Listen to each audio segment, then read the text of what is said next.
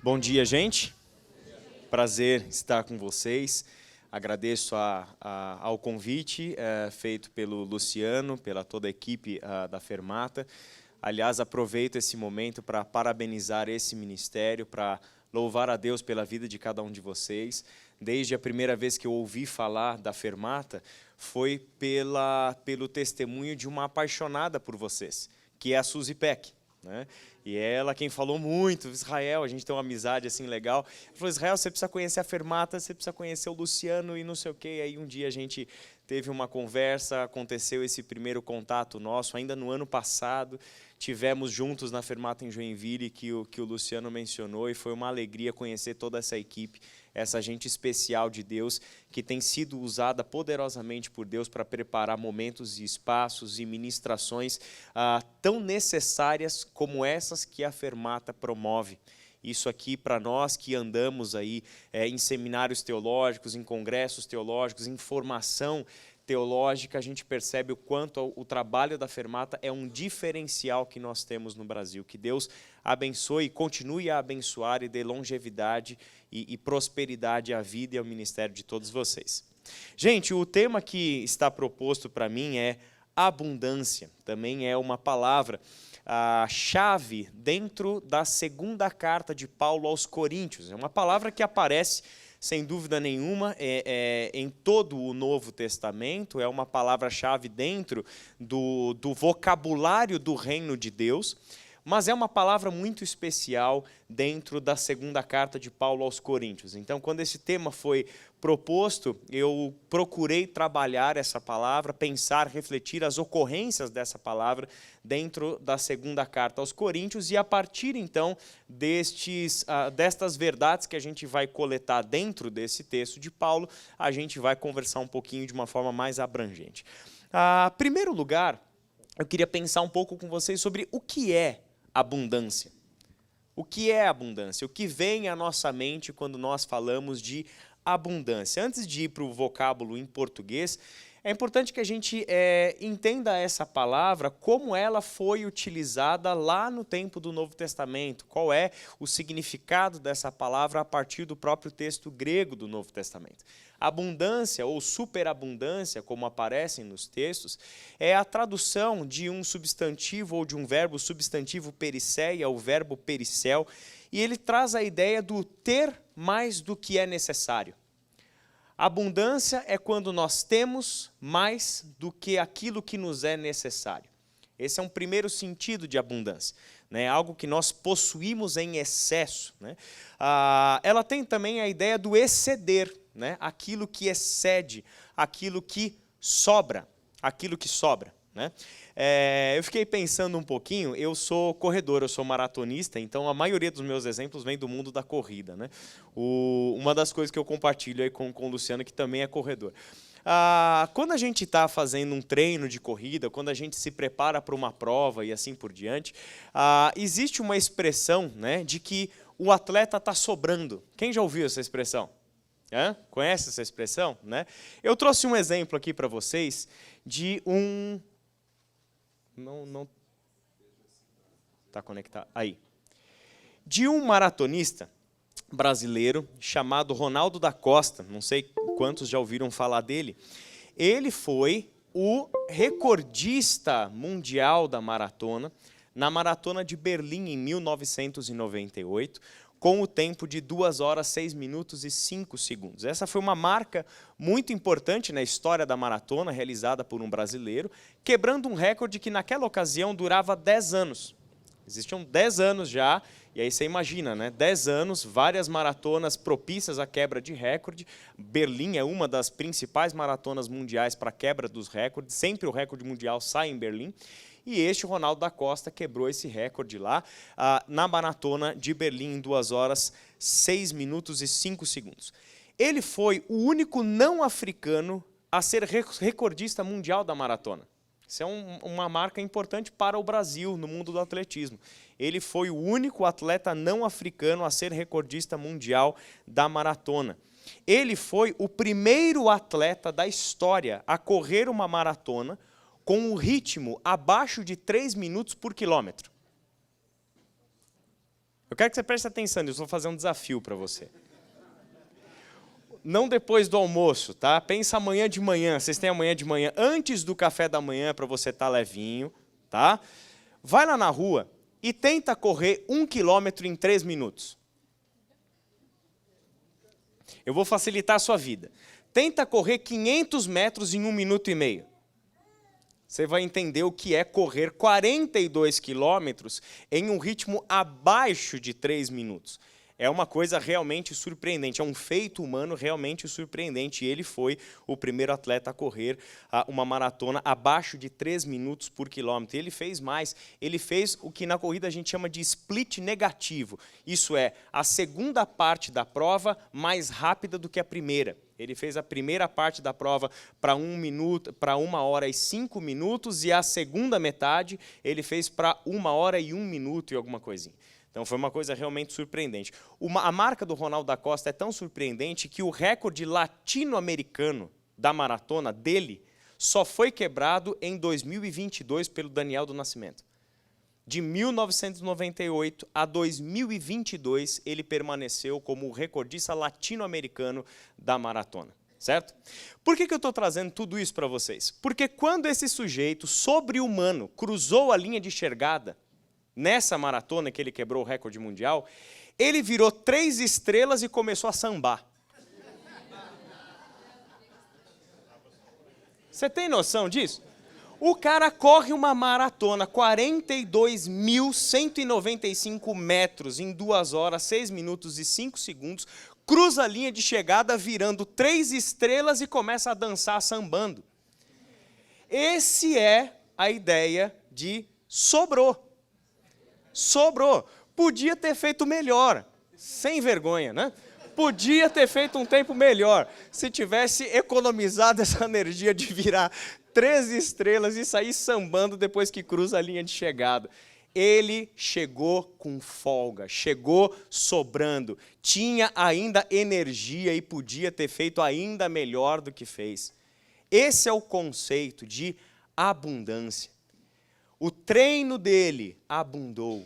A saúde dele, o vigor dele, o fôlego dele, a energia mental exigida de uma maratona sobrava no Ronaldo da Costa. E esse foi um feito que você pode procurar no YouTube, não agora, que senão você vai perder atenção, mas depois procura no YouTube Ronaldo da Costa, Maratona de Berlim, 1998, para você dar risada com essa chegada do Ronaldo da Costa. Uma coisa impressionante. Mas é exatamente isso o que nós temos em mente quando falamos de algo que está sobrando.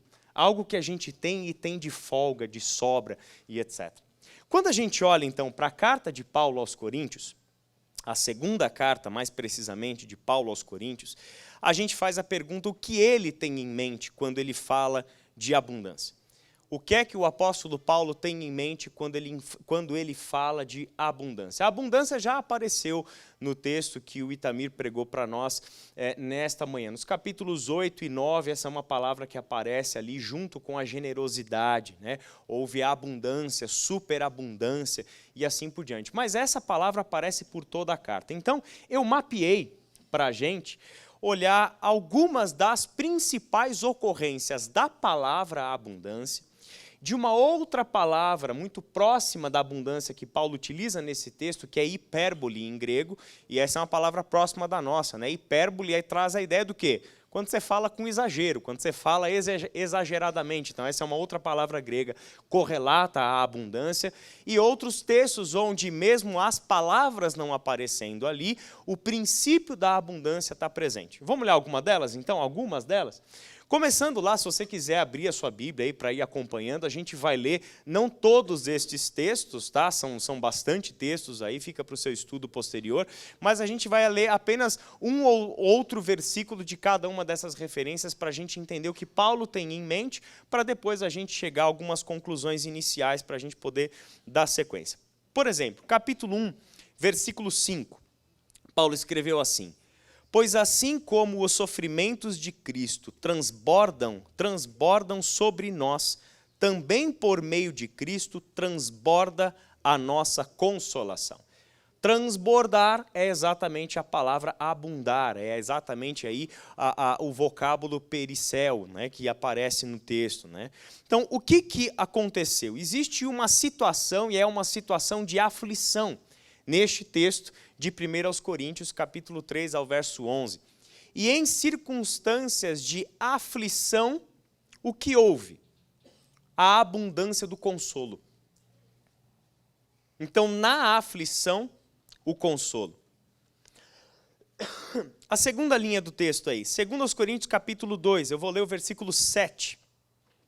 Agora, ao contrário, vocês devem perdoar-lhe e consolá-lo, para que não seja dominado por excessiva tristeza. Um contexto onde há pecado.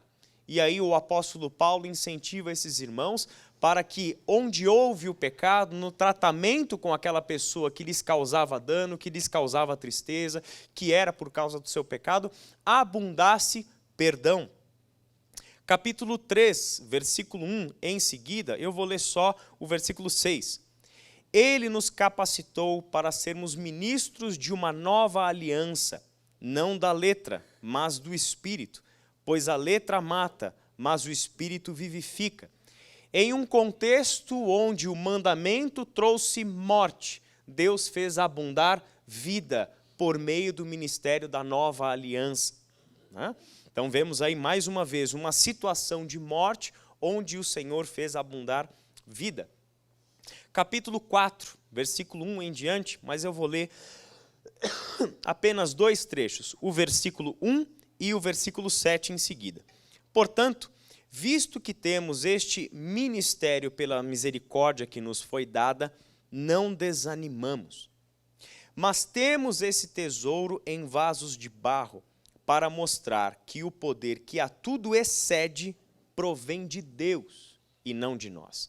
Olha o exceder aí, olha o ir além ali, né? Nós temos esse tesouro em vasos de barro, né? Nós, vasos de barro, que carregamos um tesouro, né? Esse tesouro precioso que é a graça de Deus em nós, o ministério que o Senhor concedeu, nossa vida, nosso ministério, para mostrar que tudo isso provém de Deus. E este poder que provém de Deus excede. É um poder que transborda, né? Aonde houve ali, no contexto do capítulo 4, desânimo, Deus faz abundar esperança. Capítulo 5, na incerteza, a garantia, versículos 4 e 5.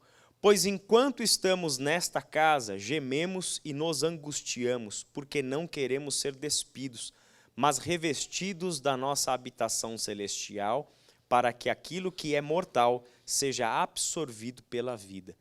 Foi Deus que nos preparou para esse propósito, dando-nos o Espírito como garantia do que está por vir.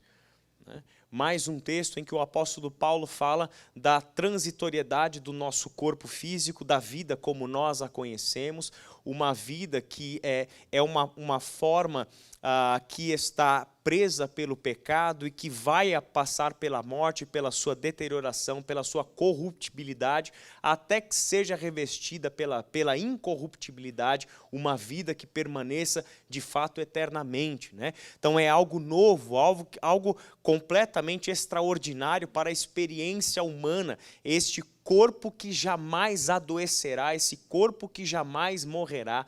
Então, neste mundo de transitoriedade, de incertezas e de insegurança, o Senhor nos concede garantia e garantia em abundância, porque esta garantia é o próprio Espírito Santo de Deus que Ele nos concedeu como a garantia daquilo que está por vir. Em um mundo de incertezas, Deus faz abundar segurança, faz abundar garantia de que o que está por vir é tão real como isso que você e eu estamos aqui agora, vendo, apalpando, sentindo, cheirando, percebendo e assim por diante. No capítulo 5, ainda a partir do verso 11, tem um bem especial também. Eu vou ler o versículo 15. E ele morreu por todos, para que aqueles que vivem já não vivam mais para si mesmos, mas para aquele que por eles morreu e ressuscitou. Em um mundo de falta de sentido, Em circunstâncias de falta de sentido, o Senhor Deus nos presenteia com o propósito em abundância. Ele nos mostra que a vida sem sentido é a vida que vivemos para nós mesmos. É uma vida enquanto nós somos o centro e o alvo de tudo aquilo que a gente vive, de tudo que a gente deseja, de tudo que a gente pensa, de tudo que a gente quer, de tudo que a gente faz. Isso é uma vida sem sentido. Nós, em Cristo, estamos libertos de uma vida sem sentido e ganhamos uma vida de propósito abundante. E o que é viver este propósito abundante? Não viver mais para nós mesmos, mas viver para aquele que por nós morreu e por nós ressuscitou, Jesus Cristo nosso Senhor. Então, na falta de sentido, ele faz abundar propósito. Capítulo 7, versículos 12 até 16, eu vou ler apenas um trechinho. Na tristeza, ele faz abundar a alegria. Olha só, tenho grande confiança em vocês e de vocês tenho muito orgulho. Sinto-me bastante encorajado. Minha alegria transborda em todas as tribulações. Reflete um pouquinho sobre isso. Minha alegria transborda, abunda em todas as tribulações. Onde há tristeza, ele faz abundar alegria. Onde há tribulação, ele faz abundar alegria. No capítulo 8, versículo 1 em diante, aonde há pobreza, ele fez abundar generosidade. Olha que interessante, o Itamir falou agora há pouco sobre esse texto para nós. No meio da mais severa tribulação, a grande alegria e a extrema pobreza deles transbordaram em rica generosidade. Olha que coisa bonita. Parece até uma coisa contraditória, né? Como é que pode haver rica generosidade em extrema pobreza? Mas é isso que Paulo tem em mente quando está falando de abundância. A gente vai entender um pouquinho melhor isso. No capítulo 12, verso 7 ao verso 10, e também lá no finalzinho da carta, capítulo 13, versículo 4, ele fala da fraqueza, a situação de fraqueza.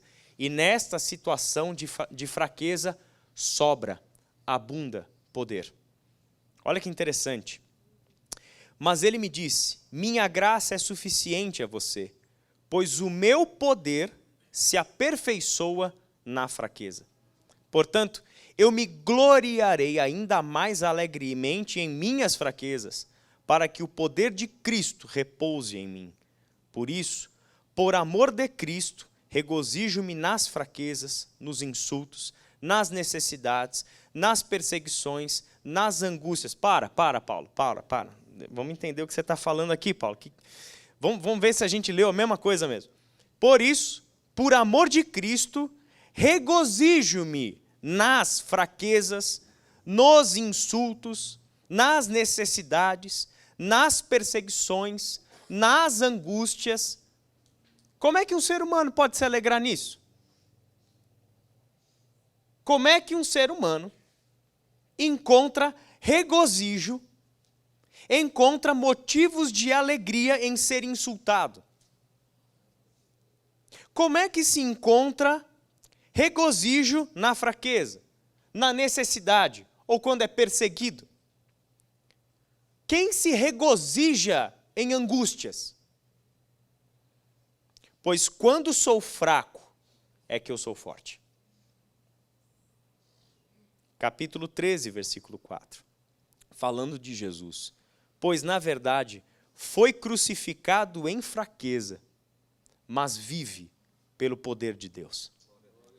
Da mesma forma, preste atenção, da mesma forma, somos fracos nele, mas pelo poder de Deus, viveremos com ele para servir vocês.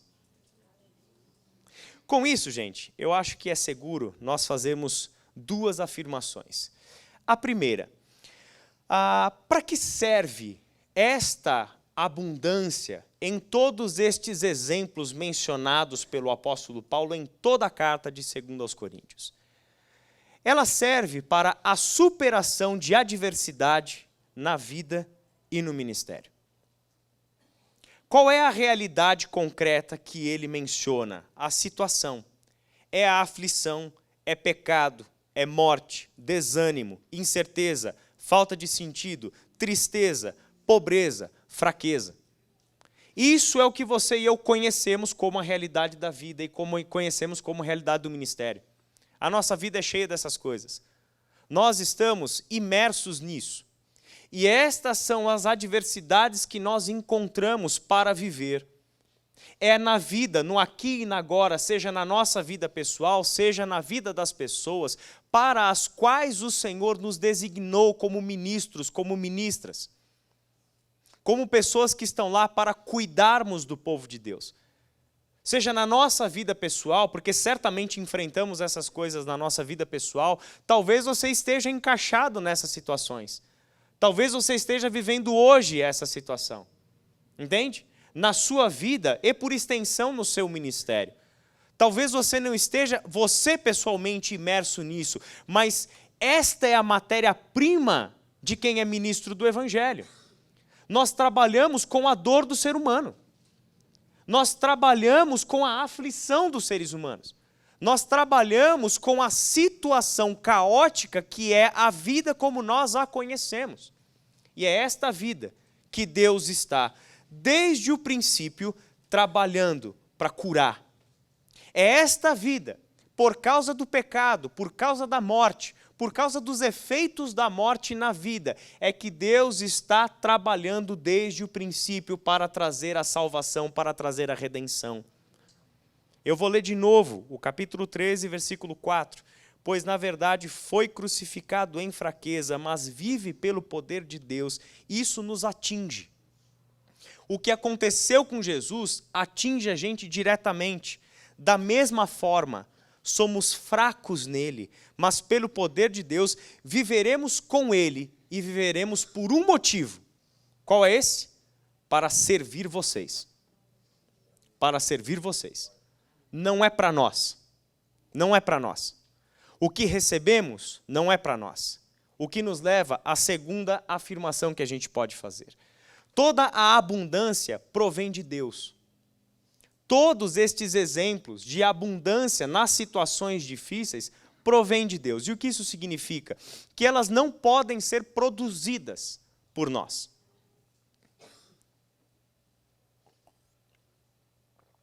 Não somos nós que produzimos por nós mesmos consolo, perdão, vida, esperança, garantia, propósito, alegria, generosidade e poder. Não somos nós que criamos artefatos, desenvolvemos técnicas e habilidades. Não somos nós que estudamos e ganhamos uma mente elevada e que nos tornamos capazes de produzir essas coisas por nós mesmos. Porque toda tentativa de produzir isto que Paulo chama de abundância, dentro de 2 aos Coríntios, vai ser uma tentativa frustrada. É como você fabricar um fruto de cera e tentar comer aquilo achando que é uma fruta de verdade. Nós não produzimos isso. Isso provém de Deus. Isso provém de Deus. Por isso, a gente pode partir para a leitura de um texto, que é 2 Coríntios, capítulo 8, versículo 7, em que o apóstolo Paulo escreveu assim: Como, porém, em tudo manifestais superabundância, tanto na fé e na palavra, como no saber e em todo o cuidado, e em nosso amor para convosco, assim também abundeis nesta graça. Olha que interessante. Em tudo manifestais superabundância. A palavra está lá. Superabundância. Nesta graça, nesse contexto que ele termina no verso 7, é a graça de contribuir, é a graça de generosamente ofertar. Aí está falando especificamente de uma generosidade financeira. Mas o que embasa esta generosidade? Perdão, gente, eu estou saindo de uma sinusite, a minha garganta não tá 100% ainda. O que embasa essa possibilidade de generosidade aplicada a mais uma área específica da vida, que é a contribuição financeira? É aquilo que Paulo já tem observado. Em todas as outras áreas da vida, vocês já têm superabundado. Vocês já estão sobrando em todas as outras áreas da vida. Na fé, na palavra, no saber, no cuidado, no amor para convosco. Todas essas coisas já estão em atividade aí. Por isso, gente, vamos pensar juntos numa primeira questão, que é a questão que está proposta para a nossa reflexão de hoje. Como desfruto e expresso abundância na vida e no ministério? A primeira afirmação que a gente pode fazer é que a abundância de Deus passa pela nossa maneira de pensar. A abundância de Deus, já falamos isso, a abundância do qual Paulo fala provém de Deus, não é produto nosso, é algo que provém de Deus. Mas ela passa em primeiro lugar pela nossa maneira de pensar. Olha o que Paulo diz em 2 Coríntios 1,12. Este é o nosso orgulho, a nossa consciência, que é a capacidade de discernir, que é o discernimento, portanto. A nossa consciência dá testemunho de que nós temos conduzido no mundo, especialmente em nosso relacionamento com vocês, com santidade e sinceridade provenientes de Deus. Não de acordo com a sabedoria do mundo, mas de acordo com a graça de Deus. A consciência e a sabedoria do discípulo e da discípula de Jesus Cristo não é retirada deste mundo, mas tem a ver com a graça de Deus. Nós não pensamos mais com as categorias deste mundo. Essa é a grande transformação da fé. Essa é a grande transformação que o Espírito Santo de Deus está querendo operar em nós, a transformação do nosso modo de pensar. Agora nós enxergamos as coisas com uma outra perspectiva. O nosso discernimento já não tem mais a ver com a sabedoria deste mundo. A sabedoria deste mundo, inclusive, para a carta de Tiago, é satânica. Satânica. A sabedoria de Deus é a sabedoria com a qual a gente pondera, com a qual a gente reflete, com a qual a gente aplica as situações onde é necessário um julgamento entre o bem e o mal. É este discernimento com o qual agora nós estamos atuando. Não pensamos de acordo com a sabedoria do mundo, mas de acordo com a graça de Deus. Com tudo aquilo que de Deus se manifestou para nós. Agora é com isso que a gente constrói a nossa consciência. É com isso que a gente constrói o nosso discernimento. Olha o que Paulo diz um pouco mais adiante. Por isso, não desanimamos. Embora exteriormente estejamos a desgastar-nos, interiormente estamos sendo renovados dia após dia, pois os nossos sofrimentos leves e momentâneos estão produzindo para nós uma glória eterna que pesa mais do que todos eles. Presta atenção nisso aqui. Qual é a situação? Situação é de desânimo. E este desânimo tem a ver com os sofrimentos que ele está chamando aqui de sofrimentos leves e momentâneos. Certo? Estão todos comigo aí? Isso está lá no capítulo 4, versículos 16 e 17. Só que agora eu vou te fazer um convite para abrir sua Bíblia em 2 Coríntios, capítulo 11. Eu não vou projetar esse texto, é um pouquinho mais longo, mas eu vou querer que você abra aí sua Bíblia. 2 Coríntios, capítulo 11. A gente vai ler do verso 23, parte B. 2 Coríntios 11, do versículo 23, na parte B, e a gente vai tentar entender o que Paulo tem em mente quando fala de sofrimentos leves e momentâneos. Presta atenção, esse é o título do que a gente vai ler agora. Sofrimentos leves e momentâneos. Trabalhei muito mais, fui encarcerado mais vezes, fui açoitado mais severamente e exposto à morte repetidas vezes. 5 vezes recebi dos judeus 39 açoites. 3 vezes fui golpeado com varas. 1 vez apedrejado. 3 vezes sofri naufrágio. Passei uma noite e um dia exposto à fúria do mar. Estive continuamente viajando de uma parte a outra. Enfrentei perigos nos rios, perigos de assaltantes, perigos dos meus compatriotas, perigos dos gentios, perigos na cidade, perigos no deserto, perigos no mar e perigos dos falsos irmãos. Trabalhei arduamente, muitas vezes fiquei sem dormir, passei fome, passei sede e muitas vezes fiquei em jejum. Suportei frio e nudez. Além disso, enfrento diariamente uma pressão interior, a saber, a minha preocupação com todas as igrejas. Quem está fraco, que eu não me sinta fraco? Quem não se escandaliza, que eu não me queime por dentro? Se devo orgulhar-me, que seja nas coisas que mostram a minha fraqueza. Isso é o que Paulo chama de sofrimentos leves e momentâneos. A pergunta que a gente faz é o seguinte: ele está louco? Em que planeta vive esse? Como que isso pode ser considerado sofrimentos leves e momentâneos? Depende da forma como você encara. Depende da forma como você enxerga. Depende da forma como você discerne. Depende da maneira como a sua mente interpreta o que está acontecendo. Em si, todos nós sabemos que são coisas tremendamente pesadas. E que não são nem um pouco leves e nem um pouco momentâneas. O que torna leve e momentâneo é a perspectiva. É a forma como nós enxergamos. E é exatamente isso que a gente vê o apóstolo Paulo empregar nessa carta. Olha só, o segredo dele é esse aqui, ó. Assim, fixamos os olhos, não naquilo que se vê, mas no que não se vê. Pois o que se vê é transitório, mas o que não se vê é eterno. Porque vivemos por fé, e não pelo que vemos. Aonde estão os olhos do apóstolo Paulo? Não é na situação. Não é no agora. Não é no sofrimento de hoje. Não é na angústia de hoje. Não é na morte de hoje. Não é na privação de hoje. Não é na perseguição de hoje. Não é ali que está a mente de Paulo. Não é ali que está o olhar de Paulo. O olhar de Paulo está onde, gente? Naquilo que não se vê. Ele olha para frente.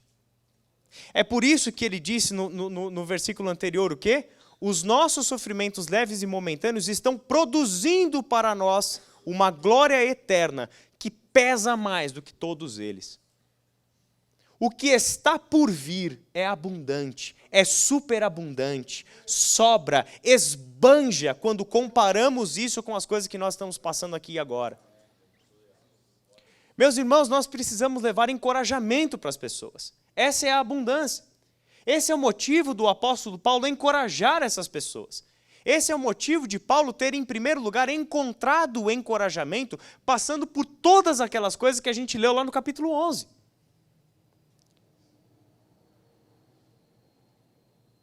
A mente dele não está aqui. O olhar dele está lá na frente. É na glória futura. Ele está olhando para a obra completa. Ele não está ensimesmado, olhando para o próprio umbigo e lamentando a sua própria tragédia. Ele não faz isso. Ele olha para frente. Ele olha para frente. Eu tenho um amigo, Ziel Machado, que costuma dizer o seguinte: a minha visão de futuro é o que disciplina o meu presente. Se eu entendo aonde eu vou chegar, eu sei o que eu tenho que fazer aqui agora. Entende? Se eu sei aonde eu quero chegar, se eu tenho clareza quanto a este futuro, se o futuro de Deus é uma realidade concreta na tua vida, você sabe o que você tem que fazer aqui e agora. E é isso o que nos liberta da situação. Entende? A circunstância, gente, pode ser que não mude. Pode ser que não mude. Pode ser que o sofrimento não passe. Pode ser que a angústia não passe. Pode ser que a privação continue. Não é que a circunstância vai mudar, você está entendendo? Ele nos dá a abundância para superar aquilo que nós, por nós mesmos, não podemos mudar. Não podemos mudar. Vamos em frente. O apóstolo Paulo, adiante, vai dizer, 2 Coríntios 4,15, tudo isso é para, de novo, tudo isso é para o bem de vocês, para que a graça que está alcançando um número cada vez maior de pessoas faça que transbordem as ações de graças para a glória de Deus. Gente, nós estamos envolvidos no ministério. E se tem uma coisa que o dia a dia do ministério traz sobre nós, é frustração. Ontem eu estava jantando com o Itamir e com a Beth, compartilhando um pouquinho de situações frustrantes que eu estou vivendo no ministério. Coisas que causam tristeza na gente, coisa que bate sobre nós o desânimo. A gente tem que lidar com isso. Às vezes por causa de nós mesmos, às vezes por causa das circunstâncias das pessoas com quem a gente lida. O desânimo é algo com o qual a gente tem que lidar. Coisas que nos frustram. A sensação de que o nosso trabalho, sabe, por mais dedicado que seja, por mais que a gente se empenhe, não produz os resultados que nós esperássemos que ele produzisse. Nós não vemos a reação das pessoas do jeito que nós esperássemos que elas reagissem. Nós não vemos o crescimento do jeito que a gente gostaria que as pessoas crescessem. Isso faz parte do teu dia do ministério ou não? Aí Paulo nos diz isso aqui. Você tem que mudar o olhar. Você está com o olho na situação. Você está com o olho na adversidade. E você está deixando que a adversidade molde a sua forma de pensar. Você está permitindo que a situação modele a maneira como você está entendendo a sua realidade. Paulo chama os nossos olhos para quê? O que Paulo vê é outra coisa. Ele vê todas as adversidades que tem no seu tempo, todas as perseguições, todas as lutas, todas as privações que ele e outros apóstolos de Cristo e outras igrejas passam. Mas o que ele enxerga? A graça de Deus está alcançando um número cada vez maior de pessoas. É Deus trabalhando para muito além dos nossos horizontes. Nós ali, e muitas vezes, gente, convenhamos, a gente tem essas sensações porque a gente gostaria de ver os frutos do nosso trabalho. A gente gostaria de ver, porque a gente tem, né, um quê de carnalidade ainda em nós, né, um pensamentozinho megalomaníaco e assim por diante, e um desejo de que as pessoas mudem no nosso ritmo, no nosso tempo. Afinal, sou eu que estou trabalhando. Afinal, sou eu que estou pregando, sou eu que estou aconselhando, sou eu que estou ensinando essas pessoas. Entende? Então a gente quer produzir o resultado por nossa própria força. A gente quer que Deus acompanhe o nosso ritmo. A gente quer que as pessoas acompanhem o nosso ritmo. Olha para o outro lado, o que importa é a graça de Deus que continua salvando gente à torta e à direita por aí, sem que você tenha posto a mão na coisa. A obra dele continua, o reino dele continua. Para de olhar para a situação. E entenda que é necessário mudar a nossa forma de pensar. O raciocínio é diferente.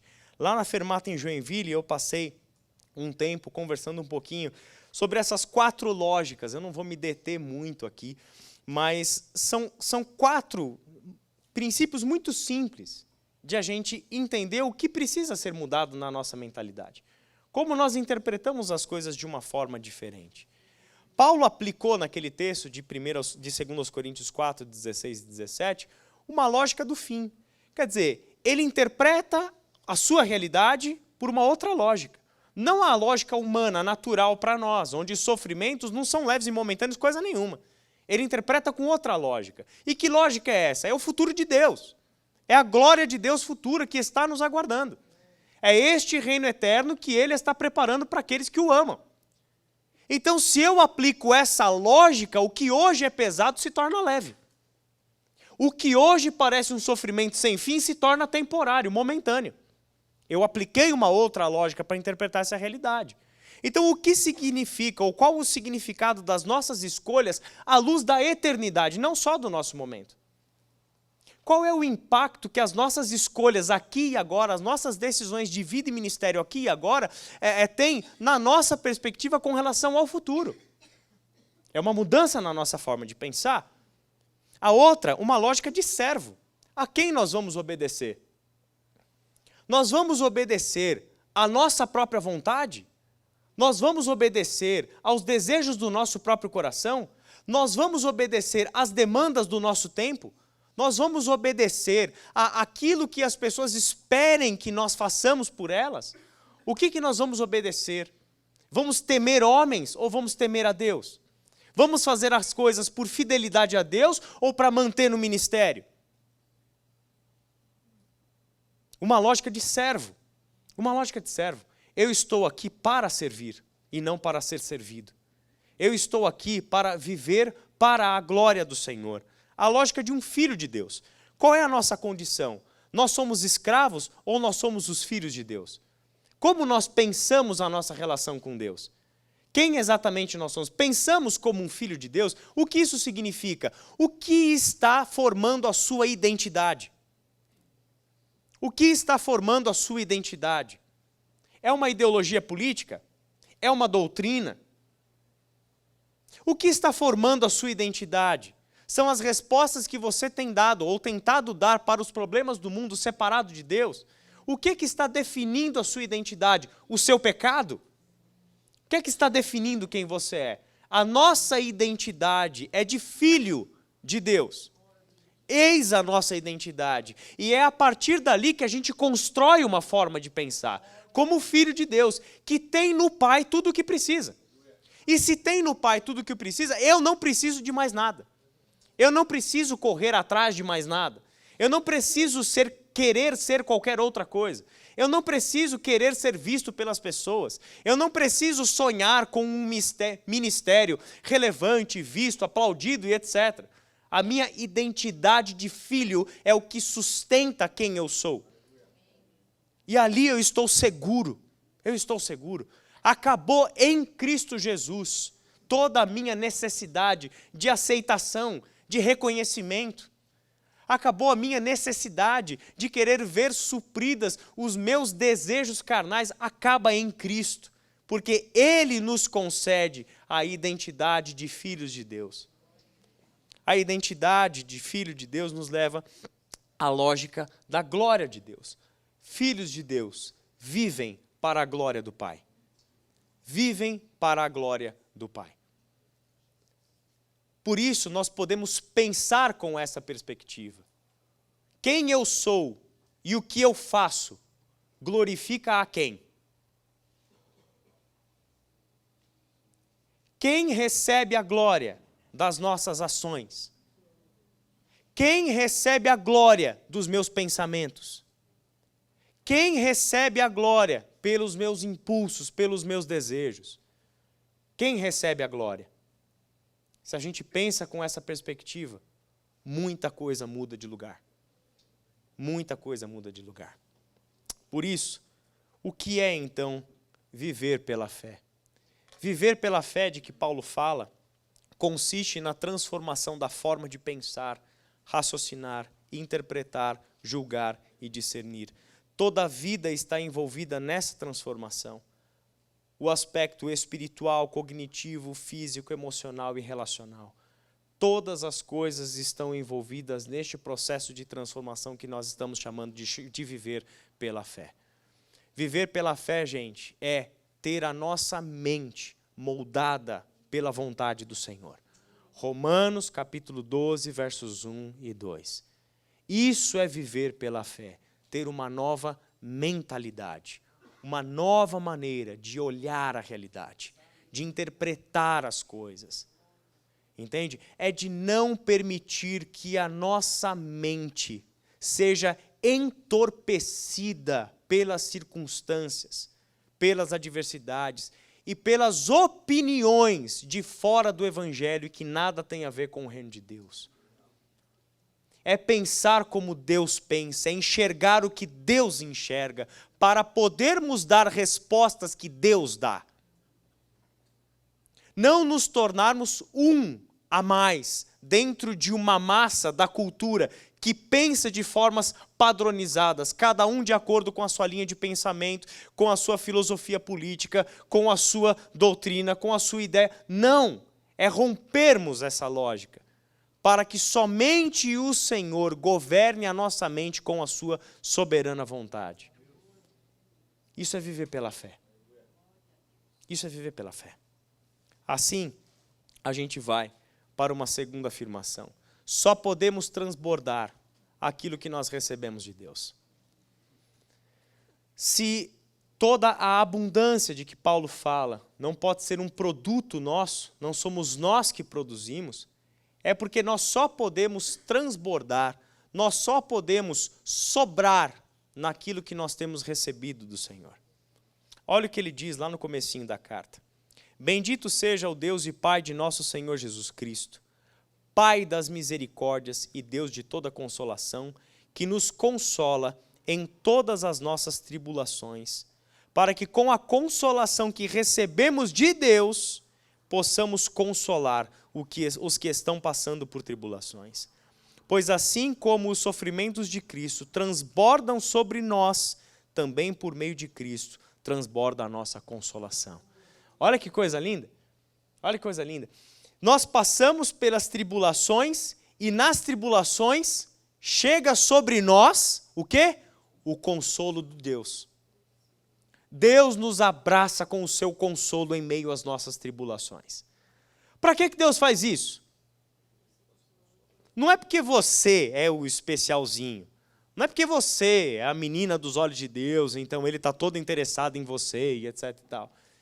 Ele faz isso para que quando você olhar para o lado e ver o ser humano na sua condição, que é uma condição de tribulação, você vá ao encontro dele, levando a ele o consolo de Deus que agora transborda em você, que excede em você, que vaza de você.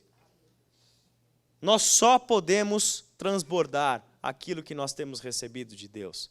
Outro texto. Jesus define o seu ministério em termos de abundância. Olha que bonito isso aqui. Lembra desse texto? O ladrão vem somente para roubar, matar e destruir. Realidade, situação. Esse é o mundo como nós o conhecemos. Jesus diz: eu vim para que tenham vida e a tenham em abundância. Gente, Jesus Cristo veio nos conceder vida eterna. Sabe o que isso significa? Vida de qualidade eterna. Essa é a vida de Deus. Não mais a nossa vida. Não mais a vida como nós a conhecíamos. Ele nos insere em uma nova realidade, concedendo a nós a vida de Deus, porque quem é eterno é Deus. E Ele nos concede a vida de qualidade eterna. A vida de Deus foi dada a nós. E sabe o que tem de especial nessa vida? É uma vida que sobra. É uma vida que esbanja. É uma vida que abunda. É uma vida plena, abundante e transbordante. É muito precioso nos pensarmos dessa forma. Nós recebemos do Senhor vida e vida abundante, vida excedente, para viver em um mundo de morte. Pergunta: o que nós temos feito com essa vida? O que nós temos feito com essa vida? Você olha para a sua situação hoje, você olha para o seu dia a dia, olha para as informações que você deixa tomar conta da sua mente, olha para as irritações que você sofre por causa das informações que você recebe diariamente, do cenário político, do cenário econômico, do cenário eclesiástico, do cenário social, do cenário mundial, da moralidade, de todas essas coisas. Essa é a situação. Aonde é que está a vida transbordante aí? Você percebe que alguma coisa está fora do lugar? Você percebe que tem um descompasso entre a vida que em grande escala nós temos experimentado e a vida que Jesus Cristo disse que veio dar para nós? Você percebe que tem um descompasso aqui? Uma coisa eu tenho certeza, o problema não está no Evangelho, o problema não está em Jesus, o problema não está em Deus e o problema não está no Espírito, tampouco na palavra. Mas talvez o problema esteja na nossa percepção e na maneira como nós nos temos relacionado com esse Deus. Talvez a gente precise de ajustes. Talvez a gente precise colocar a vida nos eixos de novo. Talvez a gente precise voltar para os trilhos e entender aonde de fato está a nossa vida e de que vida nós estamos falando E de que vida nós queremos transbordar? O apóstolo Paulo,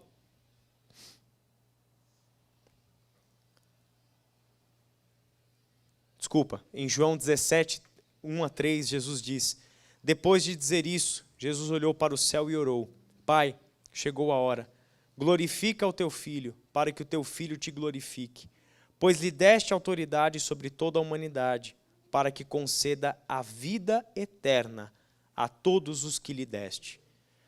Esta é a vida eterna, que te conheçam, o único Deus verdadeiro, e a Jesus Cristo, a quem enviaste. Quando a gente fala de vida eterna, a nossa tendência é pensar na vida depois da morte, não é verdade? Quando a gente fala de vida eterna, talvez a imagem que nos venha à mente, que está presidindo a nossa maneira de pensar a vida eterna, é aquilo que a gente vai experimentar depois da ressurreição dos mortos. Só que Jesus nos mostra que vida eterna é aqui e agora. Que vida eterna, vida abundante, vida plena, vida que transborda é o que Ele já nos deu aqui e agora. E o que é desfrutar essa vida eterna? É conhecer o único Deus verdadeiro e a Jesus Cristo, a quem Ele enviou. É este conhecimento da relação. E como toda relação que precisa de aprofundamento, que precisa ser nutrida, que precisa de cuidados, é ali que nós trabalhamos o que precisa ser colocado de volta nos eixos. É neste conhecimento de Deus, no conhecimento do Filho, que nós nutrimos esta relação, que poderá, a partir do que Deus produz em nós, transbordar de vida para as pessoas que estão ao nosso redor. Por isso mesmo que quando nós olhamos de volta para 2 Coríntios, a gente descobre que o amor é a chave de uma vida abundante. Olha o que ele diz: pois o amor de Cristo nos constrange, porque estamos convencidos de que um morreu por todos, logo, todos morreram. E ele morreu por todos, para que aqueles que vivem já não vivam mais para si mesmos, mas para aquele que por eles morreu e ressuscitou. Como pode o amor de Cristo ser constrangedor? Como pode o amor de Cristo ter este efeito constrangedor sobre nós? Você sabe qual é a história desse amor? Você sabe qual é a demonstração desse amor? Romanos capítulo 5, versículo 8, porque Deus enviou o seu Filho para morrer por nós quando ainda éramos pecadores. Essa é a demonstração do seu amor, porque Deus amou o mundo de tal maneira que deu o seu Filho, para que todo aquele que nele crer não pereça, mas tenha vida eterna. Em Jesus Cristo se manifestou o amor do Pai. Por isso eu quero terminar olhando junto com vocês para um quadro. Não sei quantos de vocês conhecem esse quadro de Rembrandt. É uma obra que este pintor pintou no final da sua vida. E é a volta do filho pródigo.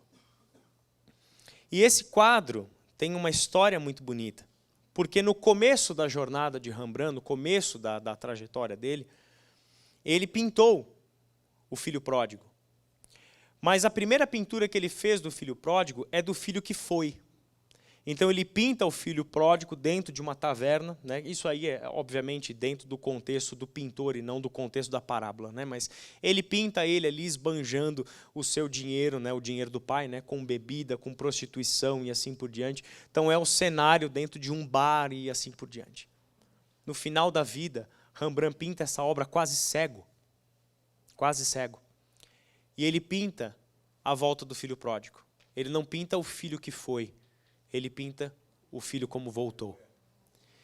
E quando pinta o filho como voltou, reparem nos detalhes dessa pintura, né? Ele está maltrapilho. Ele mal tem um calçado nos pés. Ele está careca. Está em frangalhos. Ele retorna e encontra o pai. Essa é a parábola de Lucas 15, que inclusive o Itamir mencionou na mensagem dele. Os especialistas concordam que o foco da pintura de Rembrandt o foco de luz da pintura de Rembrandt está principalmente nas mãos do pai. Ele fez algo impressionante nessa pintura, porque ele pinta a mão esquerda como uma mão masculina e a mão direita como uma mão feminina. A mão esquerda é uma mão grosseira, dedos espaçados. A mão direita é uma mão delicada, dedos finos. Isso é uma maneira de Rembrandt mostrar que o pai expressa tanto o amor paterno quanto o amor materno. É o pai da parábola que, como pai, tem a autoridade para restituir a posição do filho como um membro da família e recebê-lo de volta como um filho legítimo. Mas ele tem também o afeto de uma mãe que corre atrás do seu filho, abraça e beija. Entende? Esse é o foco, a luz está ali, às mãos desse pai. Henry Nouwen escreveu um livro inteiro sobre esse quadro, sobre a parábola de Lucas 15 e sobre a sua própria trajetória. O livro se chama A Volta do Filho Pródigo, fortemente recomendo que você leia. E aí um trecho do livro, ele diz o seguinte: como pai, a única autoridade que ele quer exercer é a da misericórdia. Essa autoridade advém de deixar os pecados dos filhos ferirem o seu coração. Não há sentimento de luxúria, cobiça, raiva, ressentimento, ciúme, vingança que seus filhos tenham vivenciado, que não tenha causado enorme pesar em seu coração. A dor é tão profunda quanto o coração é puro. O amor do Pai abrange todo o sofrimento humano, encerra toda a humanidade. O toque de suas mãos, irradiando uma luz divina, deseja somente curar, restaurar a vida. Ele prossegue dizendo: este é o Deus no qual eu quero crer. Um Pai que desde o início da criação tem estendido seus braços numa bênção compassiva, nunca se impondo a quem quer que seja, sempre esperando, nunca deixando cair seus braços em desespero, sempre aguardando que seus filhos voltem, de modo que possa lhes dirigir palavras carinhosas e deixar seus braços cansados repousar sobre os seus ombros. Seu único desejo é abençoar. Seu único desejo é abençoar. A parábola de Lucas nos conta essa história. E este pai recebe este filho, que retorna para casa, e ao retornar para casa prepara todas as suas desculpas, as suas justificativas, para poder voltar para a casa do pai e ser recebido pelo seu pai, não mais como um filho, porque ele tinha perdido esse direito ao romper com o pai. Mas voltar para a casa do pai como um servo. E nós sabemos que o pai nem deixa o filho formular as suas falas. Ele simplesmente o acolhe e devolve ao filho a posição que lhe é de direito. Porque o filho fez o certo? Porque o filho... Não. Não. É porque essa é uma parábola sobre o amor do pai e não sobre o pecado de um filho. Porque essa parábola nos mostra que se tem alguém nessa história que é pródigo, é o pai e não o filho. Sabe o que significa pródigo? Definição de dicionário. Quem ou quem gasta de forma desmedida ou compromete as suas possibilidades econômicas com gastos excessivos. Esse é o filho. Segunda definição, que ou quem tem ou oferece algo de forma abundante. Esse é o pai. Esse é o pai. O que o pai tem de sobra? Amor. Porque o pai é amor. Porque o pai é amor. Deus é amor. E sabe o que acontece quando ele faz o amor dele transbordar sobre a sua vida? Ele não perde amor. Ele não perde amor. Porque ele é a fonte do amor. E este amor do Pai jorra sem medidas. E é por isso que hoje você está salvo. E é por isso que o Senhor continua querendo salvar a tua família. E é por isso que o Senhor continua querendo salvar as pessoas ao teu redor, porque Ele é amor. E esta parábola personifica o amor do pai na figura deste pai, que recebe de volta o seu filho em casa, sem que ele mereça, e causando uma grande revolta dentro de casa. O primeiro movimento do amor é de Deus para nós. O amor de Cristo nos constrange. Porque um morreu por todos, logo todos morreram. E assim ele fez, para que aqueles que agora vivem por causa do seu amor, não vivam mais para si mesmos, mas vivam para aquele que por eles morreu e ressuscitou. Por isso que a obra do amor começa com Deus para nós, mas agora ela tem um movimento completo. E qual é o movimento completo? De nós para o próximo. Olha o que Paulo diz. Portanto,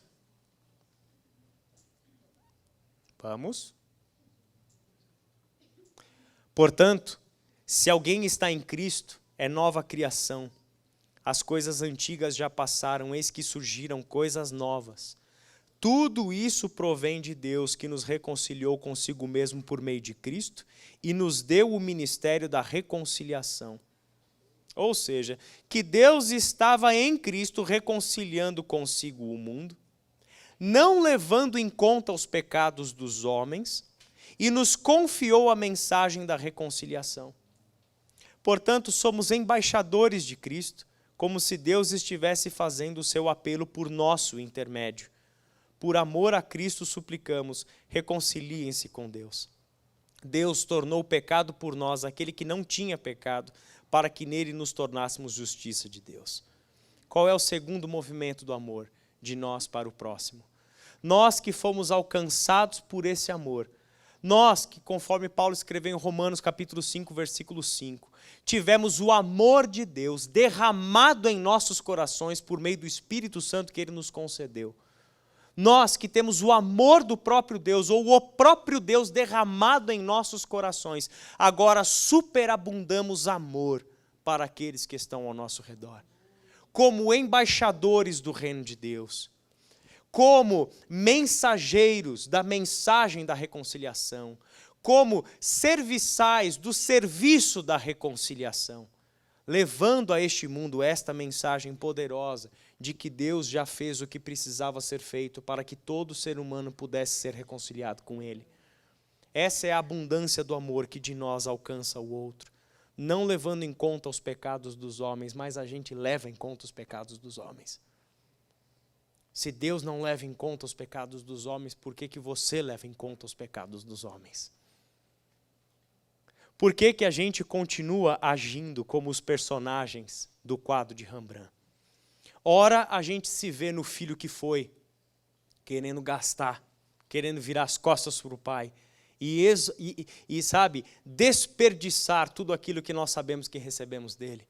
Ora, nós nos vemos no filho que foi. Ora, nós nos vemos no filho que volta, arrependido, constrangidos, precisando do abraço acolhedor do amor do pai. Ora, nos vemos no filho mais velho, de olhar julgador, com as mãos fechadas, impossibilitado de perceber a manifestação da graça de Deus naquele pecador desfigurado pelo pecado. Nós oscilamos entre estes três personagens da história: o filho que vai, o filho que volta e o filho que ficou. E que sempre esteve tão longe do pai quanto o filho que foi embora. Ora, nós somos chamados a ver quem verdadeiramente nós somos. Porque este quadro, em um determinado momento, nos mostra um pai que acolhe esse filho. Pode passar mais um. E meu irmão e minha irmã, esse é o nosso lugar de contato com essa parábola. Podemos, ao longo da nossa trajetória espiritual, nos associarmos ao filho que foi, ao filho que voltou, ou ao filho que nunca saiu da casa, mas que sempre esteve longe do pai. Mas somos chamados a transbordar o amor do pai. Sabe o que isso significa? Nós somos chamados para nos tornarmos o pai. Nós somos chamados por Deus para transbordar este amor esta vida generosa, abundante, pródiga neste mundo de morte, neste mundo de desespero, neste mundo onde a situação é terrível, é caótica e as circunstâncias não vão mudar. As coisas não vão melhorar. A gente precisa entender isso. Nós não vamos produzir o que a gente está querendo produzir. Nós só precisamos entrar naquilo que é a história que Deus está construindo, a partir de pessoas sobre quem Ele derramou o seu amor e aonde Ele quer que o seu amor superabunde.